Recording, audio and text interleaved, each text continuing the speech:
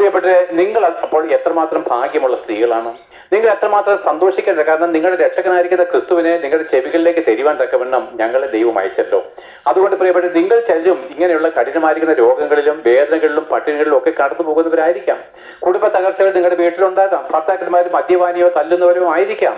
വീട്ടിൽ നിങ്ങൾ തന്നെ ചിലപ്പം വീട്ടിലുള്ളവരോട് വഴക്കുണ്ടാക്കുന്നവരുമായിരിക്കാം. സമാധാനമില്ലാത്ത ഹൃദയമാണ് മറ്റുള്ളവരോട് വഴക്കുണ്ടാക്കുന്നത്. സമാധാനമുള്ള ഹൃദയം ഒരിക്കലും മറ്റുള്ളവരോട് വഴക്ക് കൂടത്തില്ല.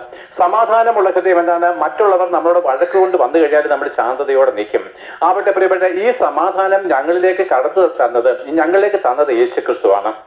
കാരണം ഞാൻ പുറമെ മറ്റുള്ളവരെ പണ്ടും വഴക്കുണ്ടാക്കത്തില്ല, പക്ഷെ ഹൃദയം കൊണ്ട് എല്ലാവരോടും വഴക്കുണ്ടാക്കുന്നവനായിരുന്നു.